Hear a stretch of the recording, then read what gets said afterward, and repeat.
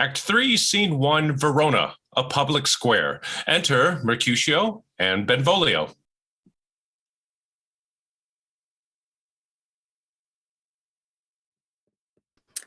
I pray thee, good Mercutio, let's retire. The day is hot, the capels are abroad, and if we meet, we shall not escape a brawl, for now these hot days is the mad blood stirring. Thou art like one of these fellows that when he confines of a tavern, claps me his sword on the table and says, God send me no more of these. And by the operation of the second cup, draws him on the drawer when indeed there is no need. Am I like such a fellow? Come, thou art as hot as Jack in thy mood as any in Italy, and soon moved to be moody, and soon moody to be moved.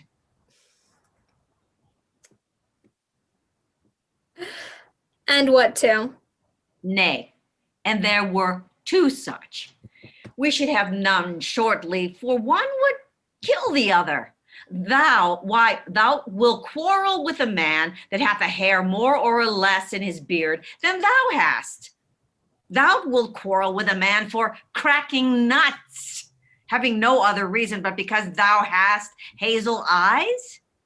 What eye but such an eye would spy out such a quarrel? His head is full of quarrels as an egg is full of meat. And yet thy head hath been beaten as addle as an egg for quarreling. Thou hast quarreled with a man for coughing in the street, because he hath wakened the dog that hath lain asleep in the sun. Dost thou not fall out with a tailor for wearing his new doublet before Easter, with another for tying his shoes with an old ribbon? And yet thou wilt tutor me from quarreling? And I were so apt to quarrel as thou art. Any man should buy the fee simple of my life for an hour and a quarter. A fee simple, oh, simple. By my head, here come the Capulets. By my heel, I care not. Follow me close, for I will speak to them. Gentlemen, good evening. A word with one of you. And but one word with one of us? Couple it with something. Make it a word and a blow. You shall find me apt enough to that, sir, and you will give me occasion. Could you not take some occasion without giving? Mercutio, thou consortest with Romeo. Consorst? What, dost thou make us minstrels? And thou make minstrels of us? Look to hear nothing but discords. Here's my fiddlestick. Here's that shall make you dance. Zoons, consort! We talk here in the public haunt of men. Either withdraw into some private place, or reason coldly of your grievances, or else depart. Here all eyes gaze on us. Men's eyes were made to look, and let them gaze. I will not budge for no man's pleasure eye. Well, peace be with you, sir. Here comes my man. Well, I'll be hanged, sir, if he wear your livery. Mary, go before the field. He'll be your follower. Your worship in that sense may call him man.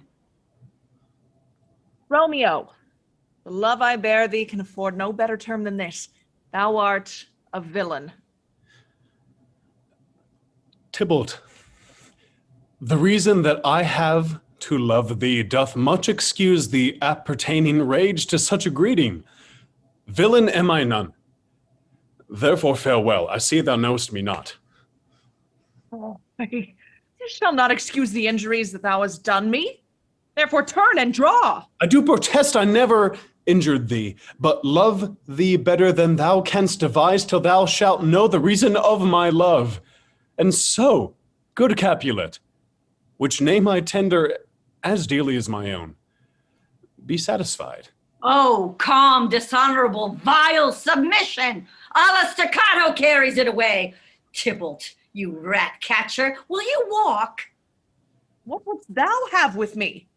Good king of cats, nothing but one of your 9 lives that I mean to make bold withal.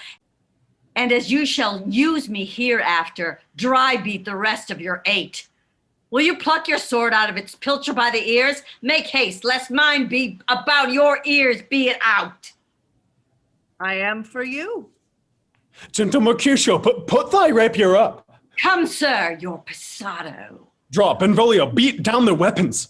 Gentlemen, for shame, forbear this outrage. Tybalt, Mercutio, the prince expressly hath forbid this bandying in Verona streets. Hold, Tybalt, good Mercutio.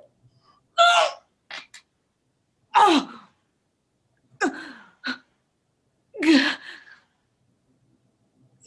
Wait, Tybalt! I am hurt. A plague of both your houses. I am sped.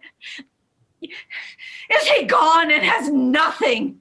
What art thou hurt? I scratch. Mary, 'tis enough. Where is my page? Go, villain, fetch a surgeon. Courage, man. The hurt cannot be much. Oh, 'tis not so deep as a well, nor as wide as a church door, but 'tis enough. 'Twill serve. Ask for me tomorrow, and you shall find me a grave man. I am peppered, I warrant, for this world. Plague of both your houses. Zounds! A dog, a rat, a mouse, a cat, to scratch a man to death. A braggart, a rogue, a villain that fights by the book of arithmetic. Why the devil came you between us? I was hurt under your arm. I thought it all for the best. Help me into some house. Benvolio, or I shall faint. Plague of both your houses. May worms meat of me. I have it, and soundly too. Your houses. This gentleman, the prince's near ally, my very friend, hath got this mortal hurt in my behalf. My reputation stained with Tybalt's slander, Tybalt, that an hour hath been. My cousin, oh sweet Juliet, thy beauty hath made me effeminate, and in my temper softened valor's steel. Romeo brave, Mercutio is dead. That gallant spirit hath aspired the clouds, which too untimely here did scorn the earth. This day's black fate on more days doth depend. This but begins the woe others must end. Here comes the furious Tybalt back again. Alive in triumph, and Mercutio slain. Away to heaven, respective lenity and fired-eyed fury be my conduct now. Now, Tybalt, take the villain back again that late thou givest me, for Mercutio's soul is but a little way above our heads. Stain for thine to keep him company. Either thou or I or both must go with him. Thou wretched boy that didst consort him here, shalt with him hence. I shall determine that.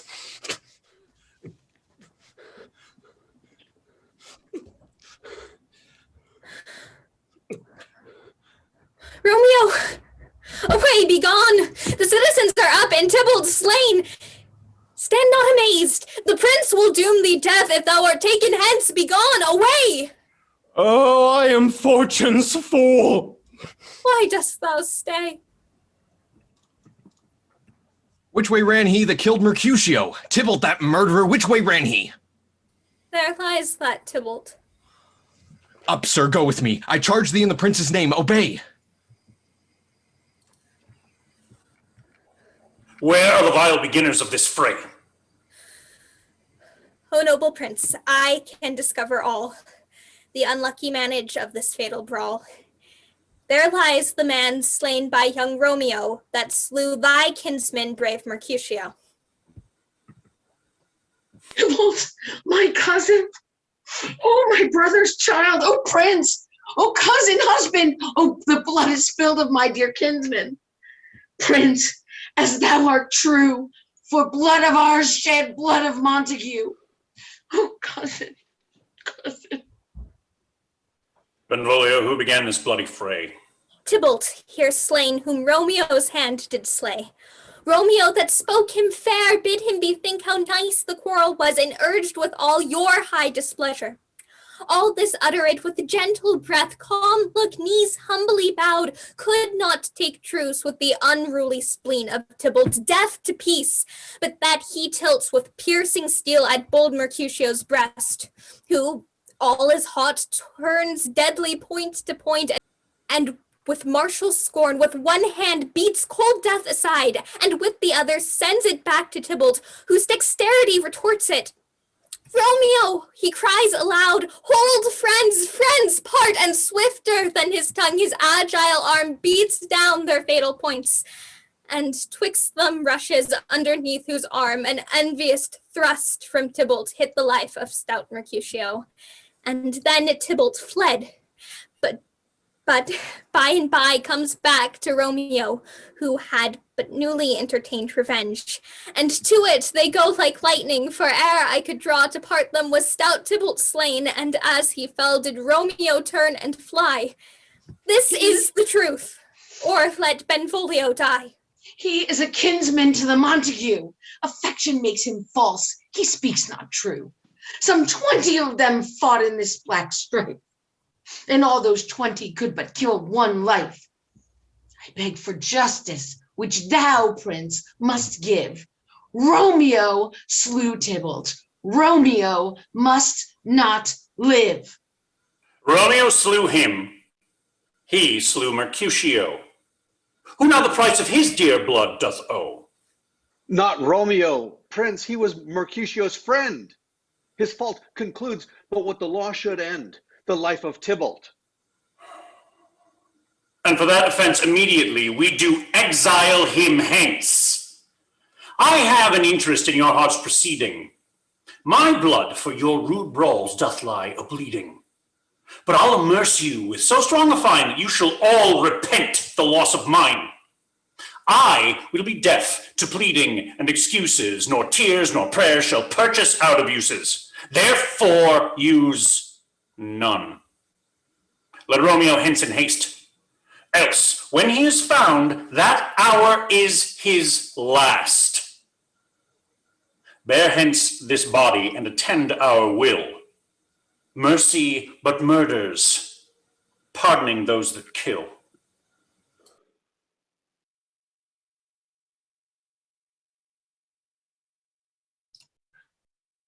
Act 3, Scene 2, a garden of the Capulets' estate. Enter Juliet, alone. Gallop apace, you firely-footed steeds, towards Phoebus' lodging, such a wagoner, as Phaeton would whip you to the west, and bring in cloudy night immediately. Spread thy close curtain, love-performing night, that runaway eyes may wink, and Romeo leap to these arms, untalked of and unseen. Lovers can see to do their amorous rites by their own beauties, or if love be blind, it best agrees with night. Come, civil night, thou sober-suited matron, all in black, and learn me how to lose a winning match, played for a pair of stainless maidenhoods.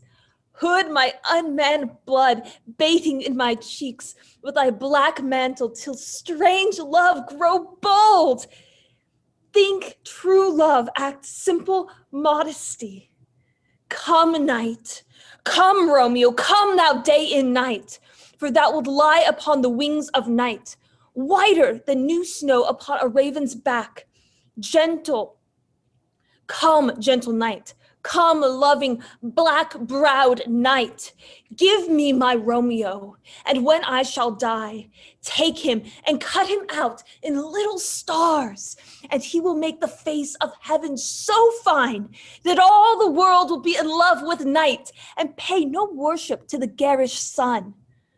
Oh, I have bought the mansion of a love, but not possessed it, And though I am sold, not yet enjoyed, so tedious is this day, as is the night before some festival, to an impatient child that hath new robes and may not wear them.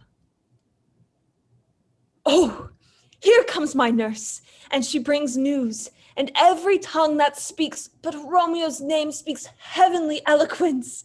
Now, nurse, what news? What hast thou there? The cords that Romeo bid thee fetch? I, course. Ay me, what news? Why dost thou wring thy hands? Oh, he's dead. He's dead. He's dead. We are undone, lady. We are undone. Alack the day, he's gone. He's killed. He's dead. Can heaven be so envious? Romeo can, though heaven cannot. Ah, Romeo, whoever would have thought it? Romeo. What devil art thou that dost torment me thus? This torture should be roared in dismal hell. Hath Romeo slain himself? Say thou but I, for that bare vowel I shall poison more than the death-darting eye of cockatrice. I am not I, if there be such an I, for those eyes shut that makes the answer I. If he be slain, say I, or if not, no. Brief sounds determine my weal or woe. I saw the wound. I saw it with mine eyes. Oh, God save the mark. Here, on his manly breast, a piteous course, a bloody, piteous course, pale as ashes, all bedaubed in blood, all in gore blood. I swooned at the sight. Oh, break my heart, poor banquet, break at once. To prison eyes, ne'er look on liberty. Vile earth to earth resign and motion here, and thou and Romeo press one heavy bier. Oh, Tybalt, the best friend I had.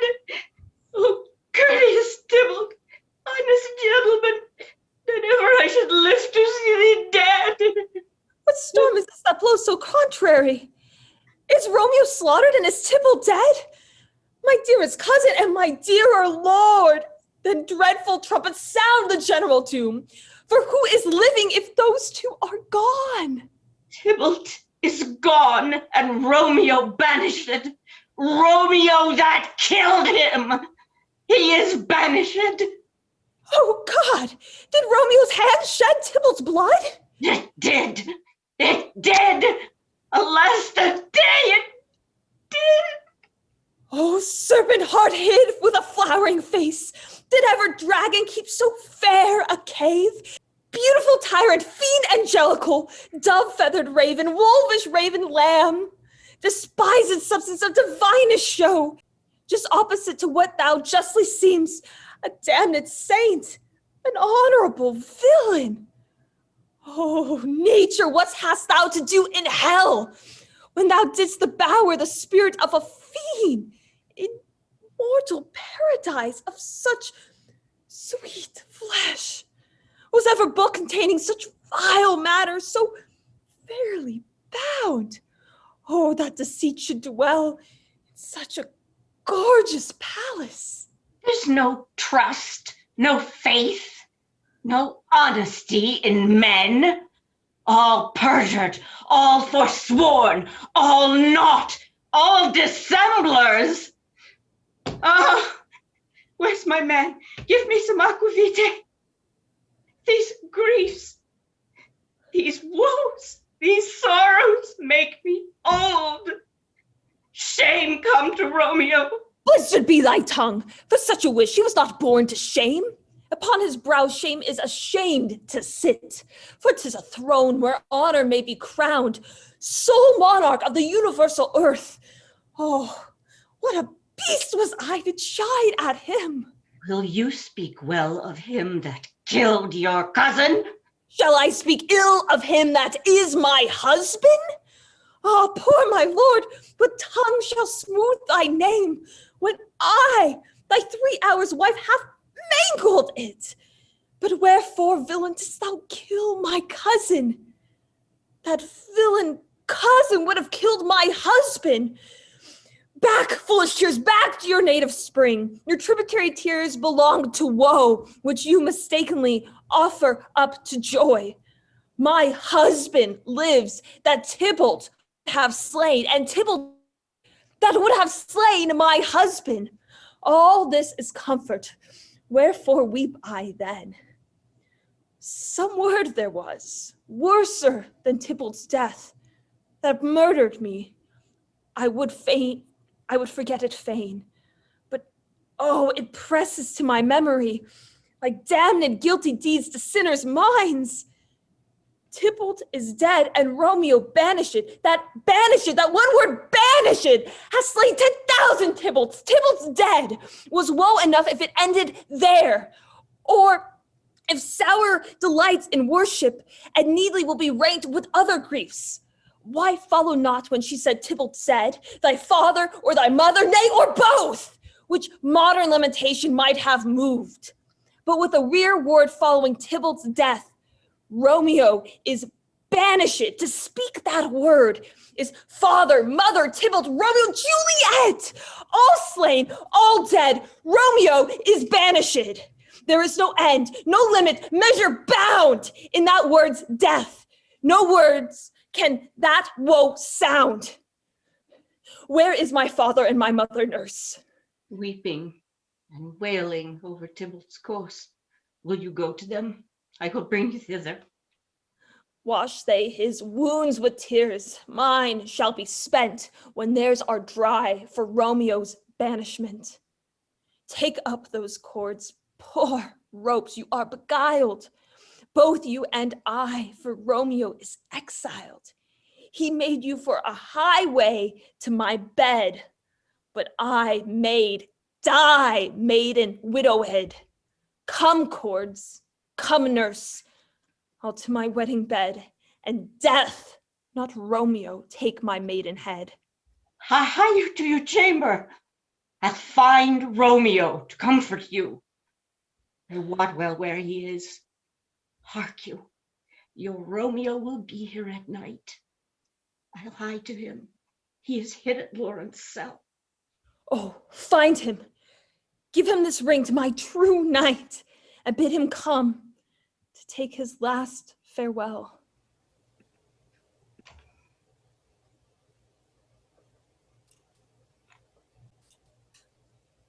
Act 3, Scene 3, Friar Lawrence cell. Enter Friar Lawrence.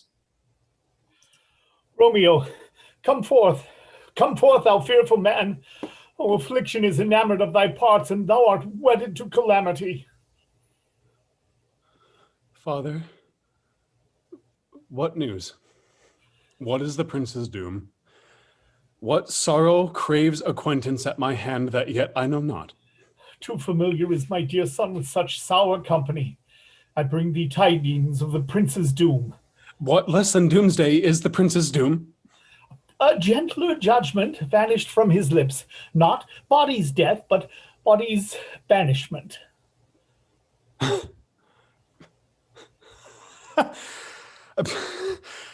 Banishment? Be merciful. Say death. For exile hath much more terror in his look, much more than death. Do not say banishment. Here from Verona thou art banished. Be patient, for the world is broad and wide. There is no word within Verona's walls but purgatory, torture. Hell itself, hence banished is banished from the world. And world's exile is death, then banished is death mistermed. Calling death banished. Thou cuttest my head off with a golden axe and smiles upon the stroke that murders me. Oh, deadly sin! Oh, rude unthankfulness! Thy fault our law calls death, but the kind prince, taking thy part, hath rushed aside the law, and turned that black word death to banishment, This is dear mercy, and thou seest it not. 'Tis torture? and not mercy. Heaven is here, where Juliet lives, and every cat and dog and little mouse and every unworthy thing live here in heaven and may look on her, but Romeo may not. More validity, more honor state, more courtship lives in carrion flies than Romeo. They must seize on the white wonder of dear Juliet's hand and steal immortal blessing from her lips, who even in pure and vestal modesty still blush, and thinking their own kisses sin. But Romeo may not. Romeo is banished. Flies may do this, but I from this must fly. They are free men. But I am banished, and sayest thou yet that exile is not death? Hast thou no poison mixed, no sharp ground knife, no sudden mean of death, though ne'er so mean, but banished, to kill me, banished? Oh, friar, the damned use that word, in hell howling attends it. How hast thou the heart been? A divine, a ghostly confessor, a sin absolver, and my friend professed to mingle me with the word banished. Thou fond madman, hear me a little speak. Oh, thou wilt speak again of banishment. I'll give thee armor to keep off that word.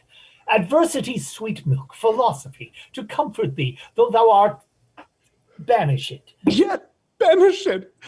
Hang up philosophy, unless philosophy can make a Juliet, displant a town, reverse a prince's doom. It helps not, it prevails not.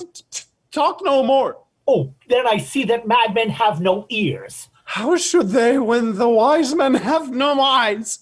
Let me dispute with thee of thy estate. Thou cannot speak of what thou dost not feel. Wert thou as young as I, Juliet thy love, an hour but married, Tybalt murdered, doting like me, and like me banished, then mightst thou speak, then mightst thou tear my hair and fall upon the ground as I do. Take the measure of an unmade grave. Arise, one knocks. Good Romeo, hide thyself. Not I. Unless the breath of heart-sick groans mislike enfold me from the search of eyes. Hark how they knock. Who's there? Romeo, arise. Thou wilt be taken. Stay a while. Stand up. Run to my study. By and by. God's will, what simpleness is this? I come. Who knocks so hard? Whence come you? What's your will? Let me come in and you shall know my errand. I come from Lady Juliet. Welcome then. Oh, holy friar. Oh, tell me, holy friar, where's my lady's lord? Where's Romeo? There, on the ground, with his own tears made drunk. Oh, he is even in my mistress' case, just in her case. Oh, woeful sympathy, piteous predicaments. Even so lies she, blubbering and weeping, weeping and blubbering. Stand up. Stand up. Stand up and you be a man. For Juliet's sake, for her sake. Rise and stand. Why should you fall into so deep an oh? Nurse. Oh, sir. Oh, sir. Death's the end of all. Spakest thou of Juliet? How is it with her? Doth not she think me an old murderer? Now I have stained the childhood of our joy with blood, removed but little from her own. Where is she? And how doth she? And what says my concealed lady to our cancelled love? Oh, she says nothing, sir, but weeps and weeps, and now falls on her bed, and then starts up, and Tybalt calls, and then on Romeo cries, and then falls down again. As if that name shot from the deadly level of a gun did murder her, as that name's cursed hand murdered her kinsman. Oh, tell me, friar, tell me, in what vile part of this anatomy doth my name lodge? Tell me that I may sack this hateful vision. Hold thy desperate hand. Art thou a man? Thy form cries out thou art. Thy tears are womanish. Thy wild acts denote the unreasonable fury of a beast. Unseemly woman in a seeming man, and ill-beseeming beast in seeming both. Thou hast amazed me. By my holy order I thought thy disposition better tempered. Hast thou slain Tybalt? Wilt thou slay thyself, and slay thy lady that in thy life lives, by doing damned hate upon thyself? Since birth and heaven and earth all three do meet in thee at once, which thou at once would lose? Fie, fie, thou shamest thy shape, thy love, thy wit, which, like a usurer, aboundest in all, and usest none in that true use indeed, which should bedeck thy shape, thy love, thy wit. Thy noble shape is but a form of wax, digressing from the valor of a man. Thy dear love sworn, but hollow perjury, killing that love which thou hast vowed to cherish, and thy wit, that ornament to shape and love, misshapen in the conduct of them both, like powder in a skilless soldier's flask, is set afire by thine own ignorance, and thou dismembered with thine own defense. What? Rouse thee, man! Thy Juliet is alive, for whose dear sake thou wast but lately dead. There art thou happy. Tybalt would kill thee, but thou slewest Tybalt. There thou art happy. The law that threatened death becomes thy friend and turns it to exile. There art thou happy. A pack of blessings light upon thy back. Happiness courts thee in her best array. But like a misbehaved and sullen wench, thou pouts upon thy fortune and thy love. Take heed, for such die miserable. Go, get thee to thy love, as was decreed. Ascend her chamber, hence, and comfort her. But look thou stay not till the watch be set, for then thou canst not pass to Mantua, where thou shalt live till we can find a time to blaze your marriage, reconcile your friends, beg pardon of the prince, and call thee back with 200,000 times more joy than thou wentst forth in lamentation. Go before, nurse, commend me to thy lady, and bid her hasten all the house to bed, which heavy sorrow makes them apt unto. Romeo is coming. Oh, Lord, I could have stayed here all the night to hear good counsel. Oh, what learning is. My lord, I'll tell my lady you will come. Do so, and bid my sweet prepare to chide.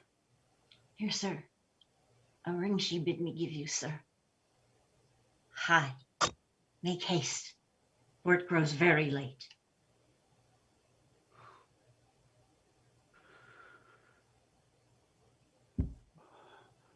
How well my comfort is revived by this. Go hence. Good night. And here stands all your state. Either be gone before the watch be set, or by the break of day disguised from hence. Sojourn in Mantua. I'll find out your man, and he shall signify from time to time every good hap to you that chances here. Give me thy hand. 'Tis late. Farewell. Good night. But that a joy past joy calls out on me, it were grief so brief to part with thee. Farewell.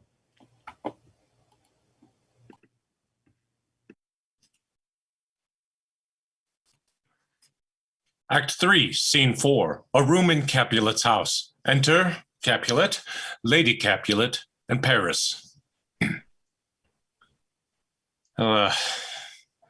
Things have fallen out, sir, so unluckily that we have had no time to move our daughter. look you, she loved her kinsman Tybalt dearly, and so did I. We're born to die. It is very late. She'll not come down tonight. I promise you, but for your company, I would have been abed an hour ago. These times of woe afford no times to woo. Madam, good night. Commend me to your daughter. I will, and know her mind early tomorrow. Tonight she's mewed up to her heaviness. Sir, Paris, I will make a desperate tender of my child's love. I think she will be ruled by, in all respects, by me. Nay more, I doubt it not. Wife, go you to her ere you go to bed. Acquaint her here of my son Paris' love, and bid her, mark you me, on Wednesday next, soft, what day is this? Monday, my lord. Monday. well, Wednesday is too soon. Thursday, let it be. Thursday. Tell her she shall be married to this noble earl. Will you be ready? Do you like this haste? We'll keep no great ado. Friend or two. For hark you, Tybalt being slain so late, it may be thought we held him carelessly, being our kinsman, if we revel much.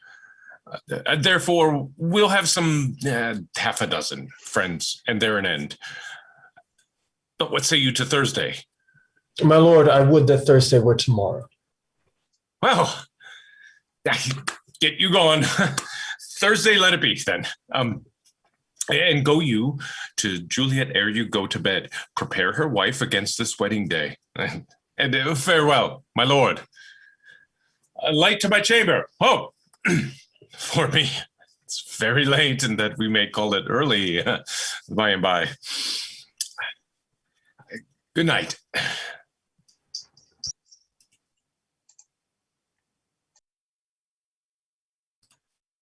Act 3, Scene 5, Juliet's bedchamber overlooking the orchard.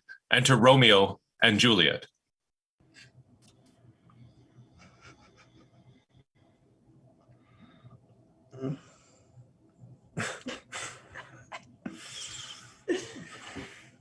Wilt thou be gone? It is not yet near day. It was the nightingale and not the lark that pierced the fearful howl of thine ear. Nightly she sings on yon pomegranate tree. Believe me, love, it was the nightingale. It was the lark, that herald of the morn, no nightingale. Look, love, what envious streaks do lace the severing clouds in yonder east. Night's candles are burnt out, and the jocund day stands tiptoe on the misty mountain tops. I must be gone and live, or stay and die. Yon light is not daylight. I know it, It is some meteor that the sun exhaled, to be to thee this night a torchbearer, and light thee thy way to Mantua. Therefore stay yet, thou needst not be gone. Let me be ta'en, let me be put to death. I am content. So wilt thou have it so. I'll say yon gray is not the morning's eye. 'Tis but the pale reflex of Cynthia's brow, nor that is not the lark whose notes do beat the vaulty heavens so high above our heads. I have more care to stay than will to go. Come, death, and welcome.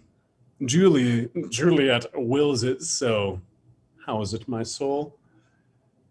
Let's talk. It's not day. It is. High hence, be gone, away.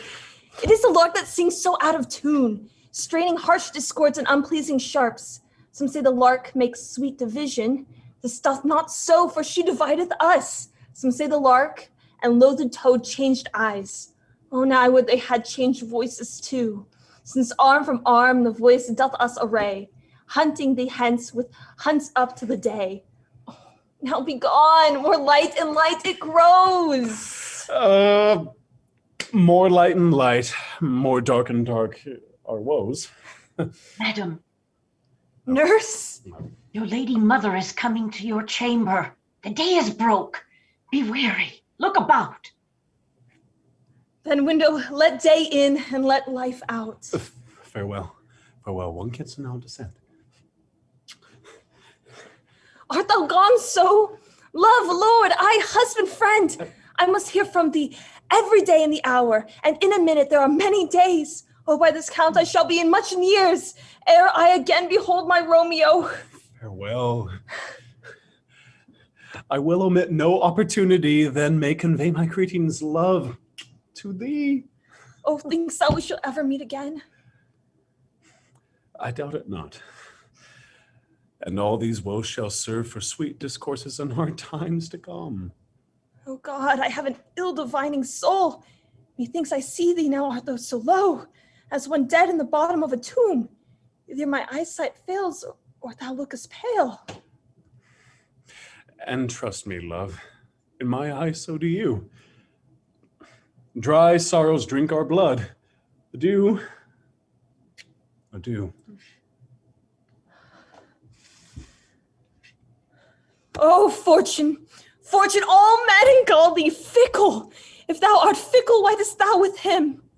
What is renowned for faith? Be fickle, fortune, for then I hope thou wilt not keep him long, but send him back. Oh, daughter, are you up? Who's it that calls? Is it my lady mother? Is she not down so late or up so early, when unaccustomed cause procures her hither? Why, how now, Juliet? Madam, I am not well. Evermore weeping for your cousin's death? What, will thou wash him from his grave with tears? And if thou couldst not make him live. Therefore have done. Some grief shows much of love, but much of grief shows still some want of wit. Doth let me weep for such a feeling loss. So shall you feel the loss, but not the friend which you weep for. Feeling so the loss, I cannot choose but ever weep the friend. Well, girl, thou weepest not so much for his death as that the villain lives which slaughtered him. What villain, madam? That same villain, Romeo. Villain, and may he be many miles asunder. God pardon him, I do with all my heart, and yet no man like he doth grieve my heart. That is because the traitor murderer lives. Ay, madam, from the reach of these my hands would none I might venge my cousin's death. We will have vengeance for it. Fear you not. Then weep no more. I'll send to one in Mantua, where that same banished runagate doth live, shall give him such an unaccustomed dram that he shall soon keep Tybalt company. And then I hope thou wilt be satisfied. Indeed, I never shall be satisfied with Romeo till I behold him. Dead is my poor heart for so a kinsman vexed. Madam, if you could find out but a man to bear a poison, I would temper it, that Romeo should, upon receipt thereof, soon sleep in quiet.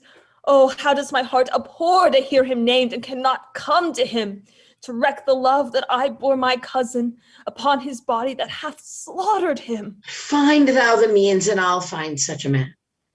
But now, I'll tell thee joyful tidings, girl. And joy comes well in such a needy time. What are they, beseech your ladyship? Well, thou hast a careful father, child. One who, to put thee from thy heaviness, hath sorted out a sudden day of joy that thou expectst not, nor I looked not for. Madam, in happy time, what day is that? Marry, my child. Early next Thursday morn, the gallant, young, and noble gentleman, the County Paris, at St. Peter's Church, shall happily make thee there a joyful bride. Now, by St. Peter's Church, and Peter too? He shall not make me there a joyful bride. I wonder at this haste that I must wed, ere he that should be husband comes to woo. I pray you, tell my lord and father, madam, I will not marry yet, and when I do, I swear, It should be Romeo, whom you know I hate, rather than Paris. These are news indeed. Here comes your father. Tell him so yourself, and see how he will take it at your hands. When the sun sets, the earth doth drizzle dew. But for the sunset of my brother's son, it rains downright. How now, conduit girl? What, still in tears, evermore showering? In one little body, thou counterfeits a bark, a sea, a wind. For still thy eyes, which I may call the sea, do ebb and flow with tears. The bark thy body is, sailing in this salt flood. The winds thy sighs, who, raging with thy tears, and they with them, without a sudden calm, will overset the tempest-tossed body. How now, wife? Have you delivered to her our decree? Aye, sir. But she will none. She gives you thanks. I would the fool were married to her grave. Soft, take me with you. Take me with you, wife. How will she none? Does she not give us thanks? Is she not proud? Does she not count her blessed, unworthy as she is, that we have wrought so worthy a gentleman to be her bride? Not proud you have, but thankful that you have. Proud can I never be of what I hate, but thankful even for hate that is meant love. How now? Chopped logic. What is this? Proud, and I thank you, and I thank you not, and yet not proud? Mistress, minion, you thank me no thankings, nor proud me no prouds. But fettle your fine joints against Thursday next to go with Paris to St. Peter's Church, or I will drag thee on a hurdle thither. Out, you green sickness carrion, out, you baggage, you tallow face. Fie, what are you, mad? Good father, I beseech you on my knees. Hear me with patience, but to speak a word. Hang thee, young baggage, disobedient wretch. I tell thee what, get thee to church a Thursday or never after look me in the face. No, speak not, reply not, do not answer me. My fingers itch.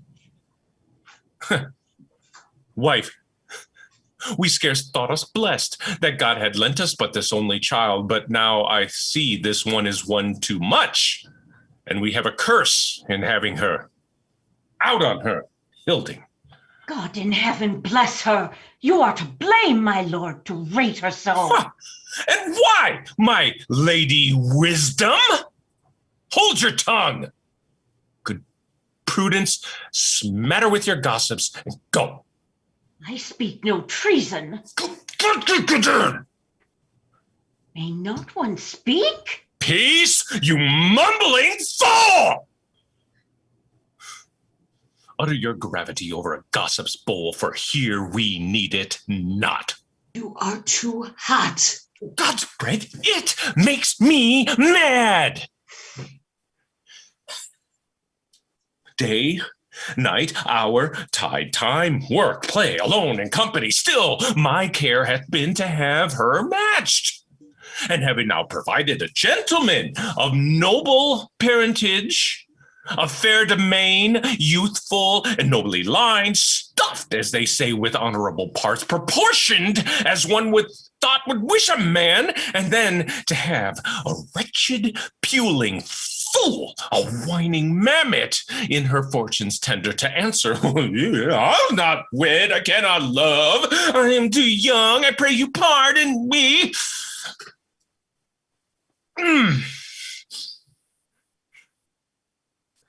But an you will not wed, I'll pardon you.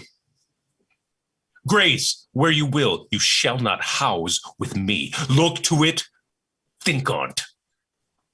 Do not use to jest. Thursday is near. Lay hand on heart, advise, and you be mine, I'll give you to my friend, and you be not, hang, beg, starve, die in the streets, for by my soul, I'll ne'er acknowledge thee, nor what is mine shall never do thee good. Trust to it, and bethink you!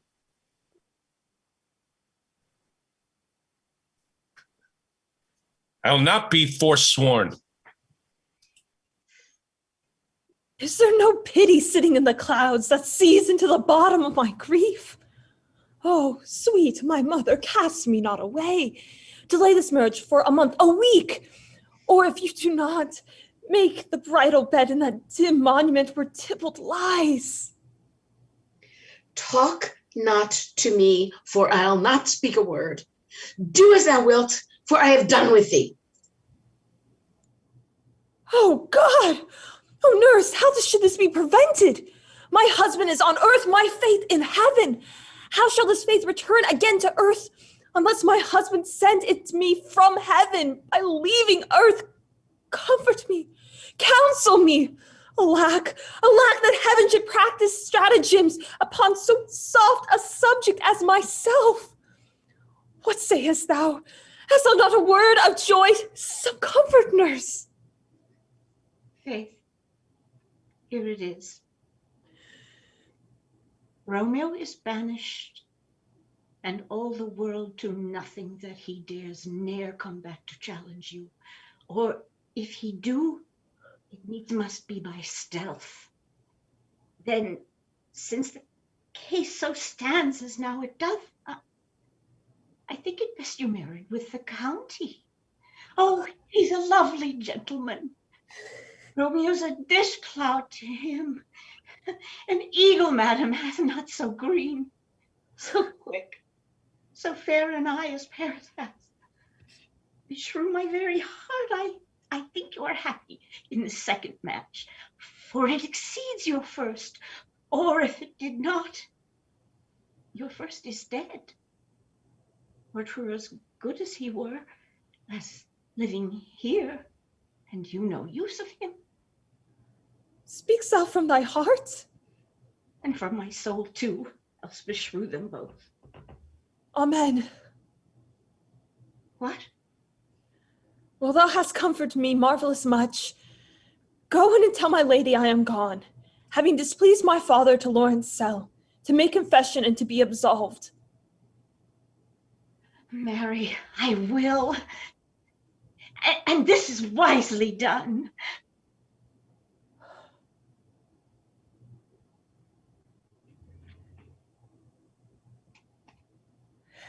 Hatred, damnation! Oh, most wicked fiend!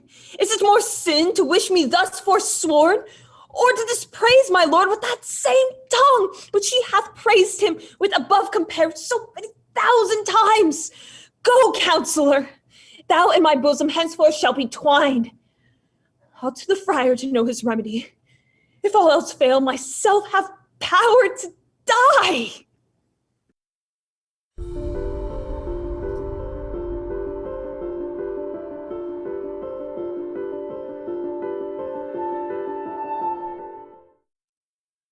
Act 4, Scene 1, Verona, before Friar Lawrence cell in the Abbey. Enter Friar Lawrence and County Paris. On Thursday, sir? The time is very short. My father Capulet will have it so, and I am nothing slow to slack his haste. You say you do not know the lady's mind. Uneven is the course. I like it not. Well, immoderately she weeps for Tybalt's death, and therefore have I little talk of love, for Venus smiles not in a house of tears. Now, sir, her father counts it dangerous that she do give her sorrow so much sway, and in his wisdom hastes our marriage to stop the inundation of her tears, which, too much minded by herself alone, may be put from her by society. Now do you know the reason of this haste? I knew not why it would be slowed. Look, sir, here comes the lady towards my cell. Happily met, my lady and my wife. That may be, sir, when I may be a wife. That maybe, must be, love, on Thursday next. What must be shall be. That's a certain text. Come you to make confession to this father? To answer that, I should confess to you. Oh, do not deny to him that you love me. I will confess to you that I love him. So will you, I am sure, that you love me. If I do so, it will be of more price, being spoke behind your back than to your face. Oh, poor soul. Thy face is much abused with tears.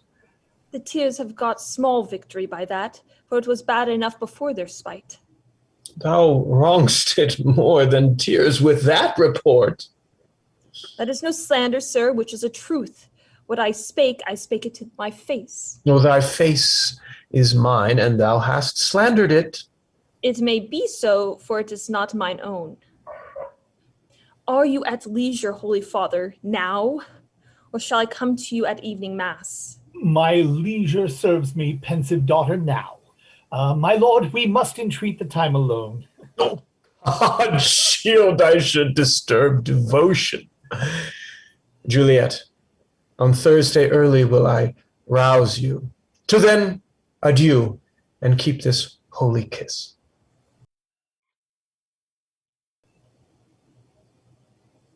Oh, shut the door. When thou hast done so, come weep with me. Past hope, past care, past help. Juliet, I already know thy grief. It strains me past the compass of my wit.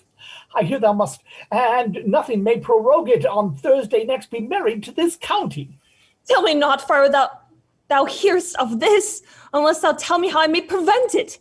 Even thy wisdom that canst give me no help. Thou but call my resolution wise, and with this knife I'll help it presently. Oh, no. God joined my heart and Romeo, thou our hands, and ere this hand by thee to Romeo sealed, shall be the label to another deed. Or in my true heart with treacherous revolt, turn to another, this shall slay them both. Therefore out of thy long experienced time, give me some present counsel, or behold, twixt my extremities, and give me this bloody knife, shall play the umpire, arbitraring that which the commission of thy ears and art could to no issue of true honor bring. Be not so long to speak, I long to die. If what thou speakst, speak not of remedy. Hold, daughter. I do spy a kind of hope which craves as desperate an execution as that is desperate which we would prevent. If rather than to marry County Paris thou hast the strength of will to slay thyself, then is it likely thou wilt undertake a thing like death to chide away this shame, that copest with death himself to scape from it, and if thou darest, I'll give thee remedy. Oh, bid me leap rather than marry Paris from off the battlements of any tower, or walk in thievish ways, or bid me lurk where serpents are, chain me with roaring bears, or hide me nightly in a charnel house, overcovering quite with dead man's rattling bones, with reeky shanks and yellow chapless skulls, or bid me go into a newly made grave, and hide me there with a dead man in his shroud. Things that to hear them told have made me tremble. I will do it without fear or doubt, to live an unstained wife to my sweet love. Well, hold then. Go home. Be merry. Give consent to marry Paris. No, Wednesday is tomorrow. Tomorrow night, look that thou lie alone. Let not the nurse be with thee in thy chamber. Take thou this vial. Being then in bed, and this distilling liquor drink thou off, when presently through all thy veins shall run a cold and drowsy humor, for no pulse shall keep his native progress, but surcease. No warmth, no breath shall testify thou livest. The roses in thy lips and cheeks shall fade to paly ashes, thy eyes' windows fall like death when he shuts up the day of life. Each part deprived of supple government shall stiff and stark and cold appear like death. And in this borrowed likeness of shrunk death, thou shalt continue 42 hours, and then awake as from a pleasant sleep. Now, when the bridegroom in the morning comes to rouse thee from thy bed, there art thou dead. Then, as the manner of our country is, in thy best robes uncovered on the bier, thou shalt be borne to that same ancient vault where all the kindred of the Capulets lie. In the meantime, against thou shalt awake, shall Romeo by my letters know our drift. And hither shall he come, and he and I will watch thy waking, and that very night shall Romeo bear thee hence to Mantua. And this shall free thee from this present shame, if no inconstant toy nor womanish fear abate thy valor in the act in it. Give me, oh, tell me not of fear. No, hold. Get thee gone. Be strong and prosperous in this resolve. I'll send a friar with speed to Mantua with my letters to thy lord. Love give me strength, and strength should help afford. Farewell, dear father.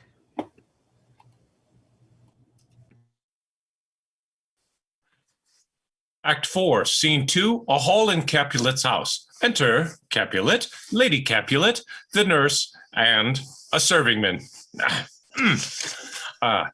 So many guests invite as here are writ. Sarah, go hire me 20 cunning cooks. You shall have none ill, sir, for I'll try if they can lick their fingers. How canst thou try them so? Marry, sir, 'tis an ill cook that cannot lick his own fingers. Therefore, he that cannot lick his fingers goes not with me. Oh, be gone. We shall be much unfurnished for this time. What, is my daughter gone to Friar Lawrence? Aye, forsooth. Now, he may have chance to do some good on her. Peevish, self-willed harlotry it is. See where she comes from shrift with merry look. How now, my headstrong? Where have you been gadding? Where I have learned me to repent my sin of disobedient opposition to you and your behest, and am enjoyed by holy Lawrence to fall prostrate here, to beg your pardon. Pardon, I beseech you. Henceforth I am ever ruled by you.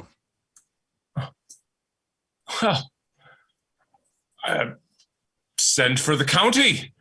Go, tell him of this. I'll have this knot knit up tomorrow morning. I met the youthful lord at Lawrence cell, and gave him what becometh love I might, not stepping o'er the bounds of modesty. Why, I am glad on't. This is well. Stand up. This is as it should be. Let me see the county. Aye, Mary, go, I say, fetch him thither. Now, afore God, this reverend holy friar, all our city is much bound to him. Nurse, will you go with me into my closet to help me sort some needful ornaments as you think fit to furnish me tomorrow? No, not till Thursday. There is time enough. Go, nurse, go with her. We'll to church tomorrow. We shall be short in our provision. 'Tis now near night. I will stir about, and all things shall be well. Warn thee, wife. Go thou to Juliet, help to deck up her. I'll not to bed tonight. Let me alone. I'll play the hussy for this once. What ho! What? Well, they're all forth. Well, I will walk myself to County Paris to prepare up him against tomorrow. My heart is wondrous light, since this same wayward girl is so reclaimed.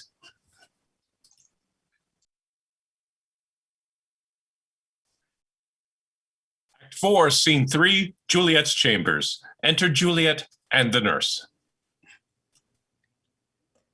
Aye, those attires are best, but gentle nurse, I pray thee, leave me to myself tonight, for I have need of many orisons, to move the heavens to smile upon my state, which, well thou knowest, is cross and full of sin. What? Are you busy, ho? Need you my help? No, madam, we have called such necessaries as are behooveful of our state tomorrow. So please you, let me now be left alone.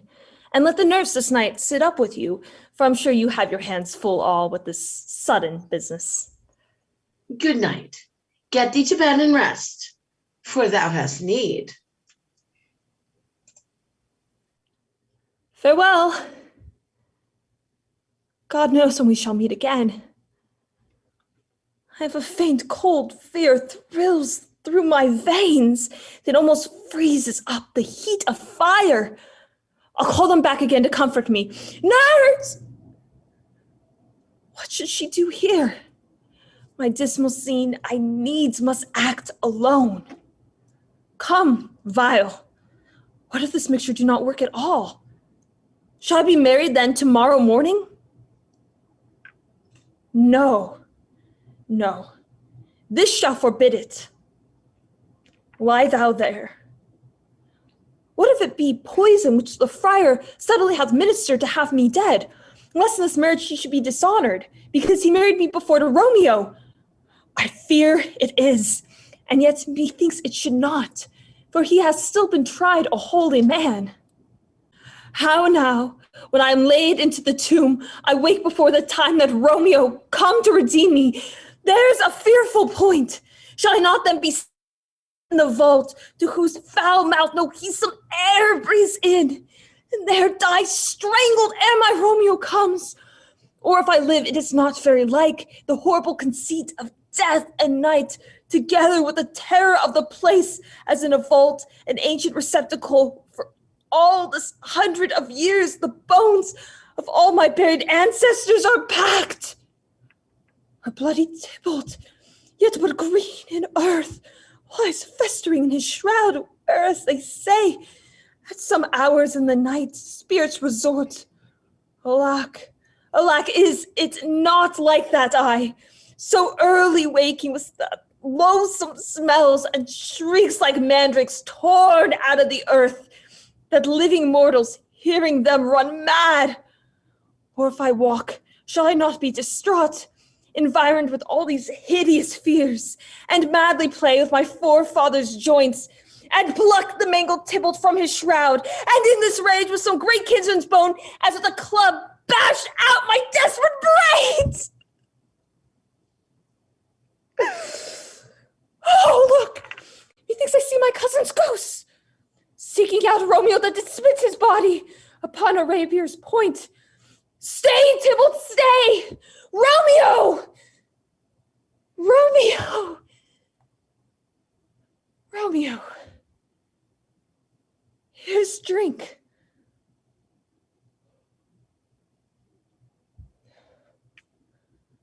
I drink to thee.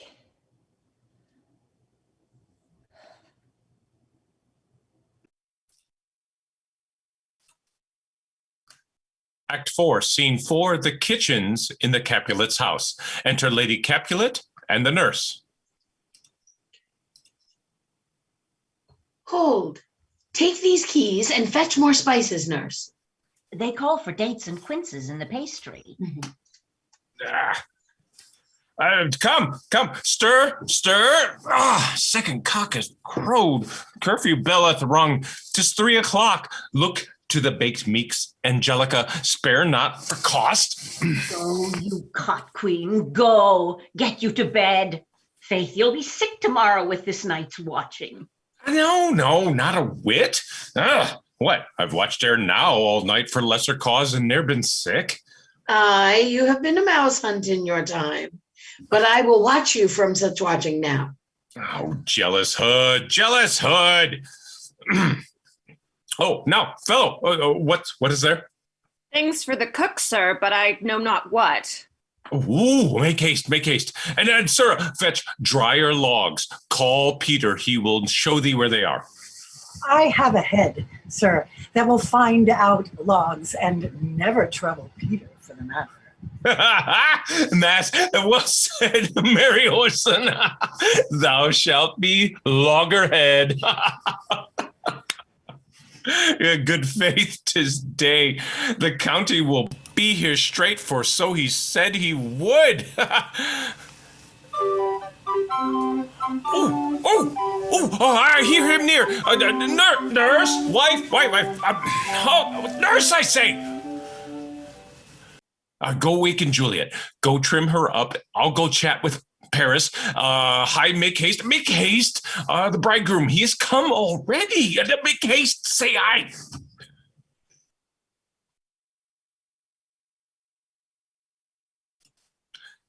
Act 4, Scene 5, Juliet's bedchamber with the bed curtains closed. Enter the nurse to Juliet in her bed. Mistress? What, mistress? Juliet! Fast, I warrant her. Why, lamb. Why, lady. Fie, you slug-a-bed. Why, love. I say, madam. Sweetheart. Why, bride. What?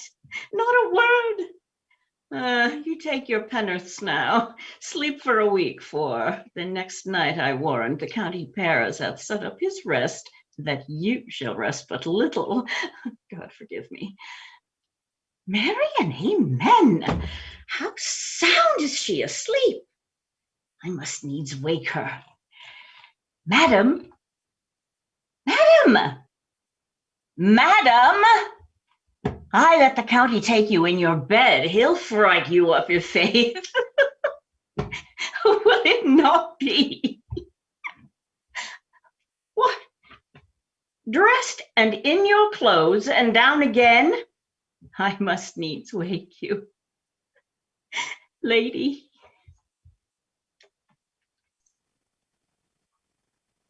Lady?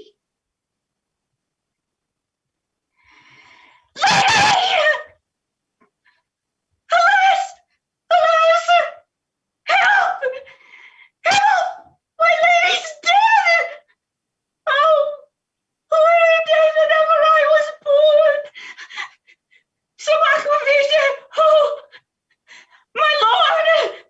My lady! What noise is here? Oh, what is the matter? Oh, heavy day! Oh me. Oh me. My child. My only life. Revive, look up, or I will die with thee. Help! Help! Call help! For shame, bring Juliet forth, her lord has come. She's dead! Deceased! She's dead! Alack the day! Alack the day, she's dead! She's dead! She's dead! Let me see her. Oh. She's cold. Oh, her blood is settled and her joints are stiff. Life and these lips have long been separated. Death lies on her like an untimely frost upon the sweetest flower of all the field. Oh, lamentable day. Oh, woeful time. Oh, death. Stay in her hands to make me wail. Ties up my tongue and will not let me speak. Come, is the bride ready to go to church? Ready to go, but never to return. Oh, son, the night before thy wedding day hath death lain with thy wife. There she lies, flower as she was, deflowered by him. Ah, death is my son-in-law, death is my heir. My daughter hath he wedded, and I will die, leave him all. Life, living, all his deaths. Have I thought long to see this morning's face, and doth it give me such a sight as this? Cursed, unhappy, wretched, hateful day. Most miserable hour that time e'er saw. In lasting labor of his pilgrimage. But one Poor one poor and loving child, but one thing to rejoice and solace in, and cruel death hath catched it from my sight. Woeful, woeful day! Most lamentable day! Most woeful day that ever I did yet behold! Oh day! Oh day! Oh day! Oh hateful day! Never was seen so black a day as this! Oh woeful day! Oh woeful day! Beguiled, divorced, wronged, spited, slain, most detestable death, by thee beguiled, by cruel cruelty quite overthrown. Oh, love, life, not life, but love and death. Poisoned, distressed, hated, martyred, killed. Uncomfortable time. Why camest thou now to murder our solemnity? Oh, child. Oh, my soul and not my child. Dead art thou. My child is dead. And with my child, my joys are buried. Peace, ho, for shame! Confusion's cure lives not in these confusions. Heaven and yourself had part in this fair maid. Now heaven hath all, and all the better is it for the maid. Your part in her you could not keep from death, but heaven keeps his part in eternal life. The most you sought was her promotion, for 'twas your heaven she should be advanced.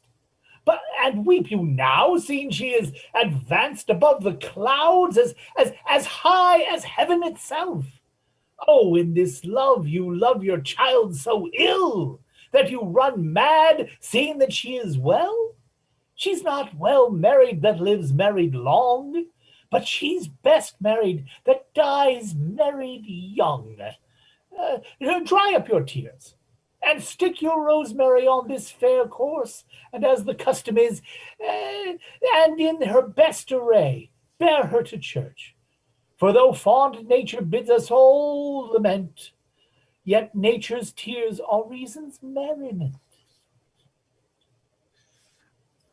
All things that we ordained at festival turn from their office to black funeral.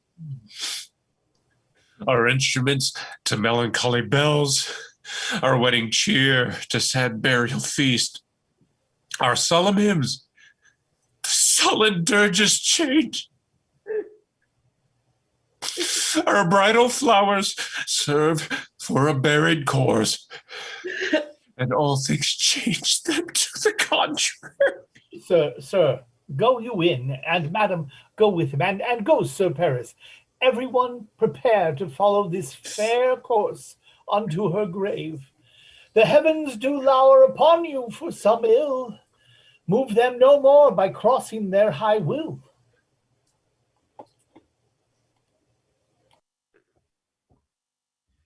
Faith, we may put up our pipes and be gone?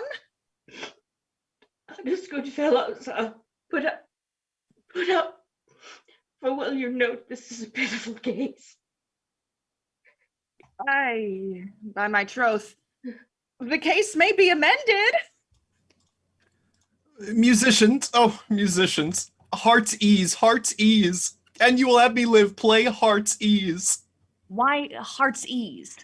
Oh, musicians, because my heart itself plays, my heart is full. Oh, play me some merry dump to comfort me. Not a dump, just no time to play now. You will not then? No. I will then give it you soundly. What will you give us? Oh, no money on my faith, but the gleek. I will give you the minstrel. Then I will give you the serving creature. Then I will lay the serving creature's dagger on your pate. I will carry no crotchets. I'll ree you. I'll faw you. Do you note me? And you ray us and faw us, you note us. Pray you, put up your dagger and put out your wit. Then have at you with my wit. I'll dry beat you with an iron wit and put up my iron dagger. Answer me like men. When gripping griefs the heart doth wound, and doleful dumps the mind oppress, then music with her silver sound. Why silver sound? Why music with her silver sound? What say you, Simon Catling? Marry, sir, because silver hath a sweet sound. Oh, prates. What say you, Hugh Rebick? I say silver sound because musicians sound for silver. Oh, prates too. What say you, James Soundpost? Faith, I know not what to say. Oh, I cry you mercy. You are the singer. I will say for you, it is music with her silver sound, because musicians have no gold for sounding. Then music with her silver sound, with speedy help doth lend redress. What a pestilent knave is this same. Hang him, Jack. Come, Will in here. Tarry for the mourners and stay dinner.